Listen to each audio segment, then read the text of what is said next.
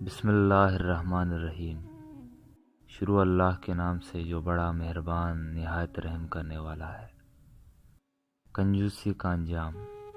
پہلی امتوں میں ایک شخص تھا جس نے بہت زیادہ مال و متاع جمع کیا ہوا تھا اور اس کی اولاد بھی کافی تھی۔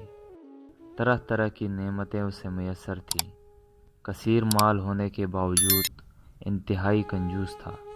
اللہ عز و جل کی راہ میں کچھ بھی خرچ نہ کرتا۔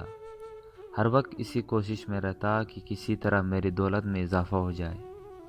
جب وہ بہت زیادہ مال جمع کر چکا تو اپنے آپ سے کہنے لگا، اب تو میں خوب عیش و عشرت کی زندگی گزاروں گا۔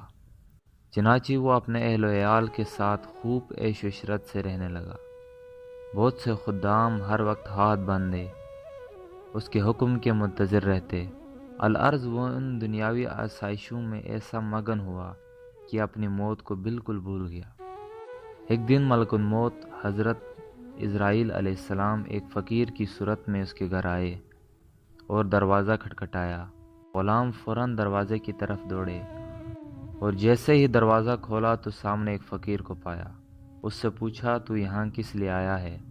ملک الموت نے جواب دیا، جاؤ اپنے مالک کو باہر بھیجو، مجھے اسی سے کام ہے۔ خادموں نے جھوٹ بولتے ہوئے کہا، وہ تو تیرے ہی جیسے کسی فقیر کی مدد کرنے باہر گئے ہیں۔ حضرت ملک الموت علیہ السلام یہ سن کر وہاں سے چلے گئے۔ کچھ دیر بعد دوبارہ آئے اور دروازہ کھٹکھٹایا۔ غلام باہر آئے تو ان سے کہا، جاؤ اور اپنے آقا سے کہو میں ملک الموت ہوں۔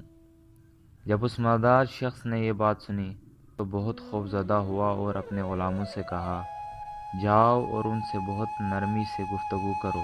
خدام باہر آئے اور حضرت ملک الموت علیہ السلام سے کہنے لگے، آپ ہمارے آقا کے بدلے کسی اور کی روح قبض کر لیں اور اسے چھوڑ دیں، اللہ عز و جل آپ کو برکتیں عطا فرمائے۔ حضرت ملک الموت علیہ السلام نے فرمایا، ایسا ہرگز نہیں ہو سکتا۔ پھر ملک الموت اندر تشریف لے گئے اور اس مالدار شخص سے کہا، تجھے جو وصیت کرنی ہے کر لے، میں تیری روح قبض کیے بغیر یہاں سے نہیں جاؤں گا۔ یہ سن کر سب گھر والے چیخ اٹھے اور رونا دھونا شروع کر دیا۔ اس شخص نے اپنے گھر والوں اور غلاموں سے کہا، سونے چاندی سے بھرے ہوئے صندوق اور تابوت کھول دو اور میری تمام دولت میرے سامنے لے آؤ۔ فوراً حکم کی تعمیل ہوئی اور سارا خزانہ اس کے قدموں میں ڈھیر کر دیا گیا۔ وہ شخص سونے چاندی کے ڈھیر کے پاس آیا اور کہنے لگا، اے ذلیل و بدترین مال، تجھ پر لعنت ہو، تو نے ہی مجھے پروردگار عز و جل کے ذکر سے غافل رکھا، تو نے ہی مجھے آخرت کی تیاری سے روکے رکھا۔ یہ سن کر وہ مال اس سے کہنے لگا، تو مجھے ملامت نہ کر، کیا تو وہی نہیں کہ دنیا داروں کی نظروں میں حقیر تھا؟ میں نے تیری عزت بڑھائی، میری ہی وجہ سے تیری رسائی بادشاہوں کے دربار تک ہوئی، ورنہ غریب و نیک لوگ تو یہاں تک پہنچ ہی نہیں سکتے۔ میری ہی وجہ سے تیرا نکاح شہزادیوں اور امیرزادیوں سے ہوا، ورنہ غریب لوگ ان سے کہاں شادی کر سکتے ہیں۔ یہ تو تیری بدبختی ہے کہ تو نے مجھے شیطانی کاموں میں خرچ کیا۔ اگر تو مجھے اللہ عز و جل کے کاموں میں خرچ کرتا تو یہ ذلت و رسوائی تیرا مقدر نہ بنتی۔ کیا میں نے تجھ سے کہا تھا کہ تو مجھے نیک کاموں میں خرچ نہ کر؟ آج کے دن میں نہیں بلکہ تو زیادہ ملامت و لعنت کا مستحق ہے۔ اے ابن آدم، بے شک میں اور تو دونوں ہی مٹی سے پیدا کیے گئے ہیں۔